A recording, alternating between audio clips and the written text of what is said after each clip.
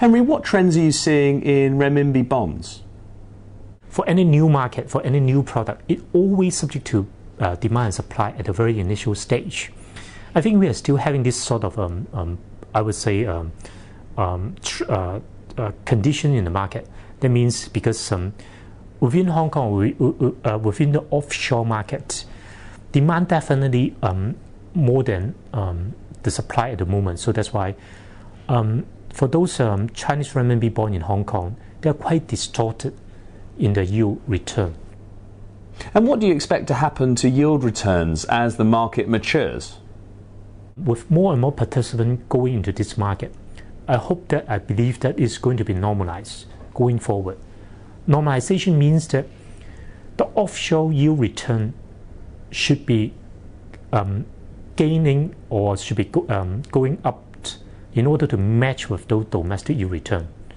So I foresee that for the Chinese renminbi bond, on one hand, it will give you a very stable return, but on the other hand, it will give you a more higher and higher coupon going forward.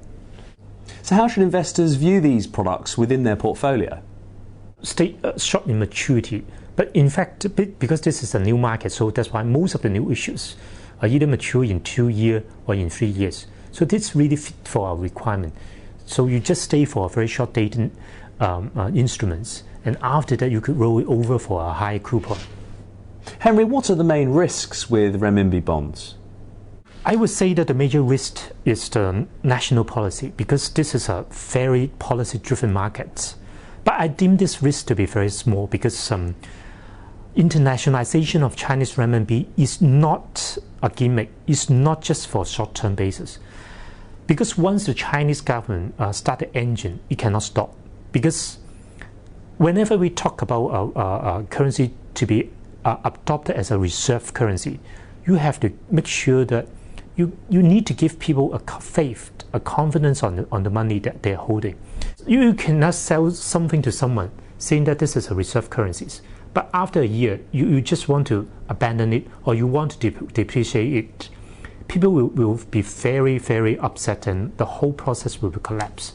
So that's why on a continual basis, we believe that this sort of internationalization will definitely provide a floor for the Chinese currencies on a long-term basis. And this is very crucial for the success of the internationalization of Chinese renminbi. And we don't think that this process is going to be a short or even on a medium-term basis. We believe that this is a very long-term plan and long-term project. Is there anything more you'd like to add? Of course, the other risk is about the interest rate risk, because nowadays, as we all know, that globally, I would say that almost all regions, almost all countries, they are having shortage in liquidity. So naturally, interest rates, not only in China but also in the other regions, are going up. And where are some of the greatest areas of misunderstanding with this product? Initially, there was a misconception, misunderstanding that this is going to be an asset class that will only rise. That will only give you a capital gain without any loss. No, I don't think so. But we know that this is going to be a very long-term plan and long-term project. So if the investor could sit tight and hold till maturity for their renminbi bond investment, I do believe that it will give them a decent return under current market circumstances.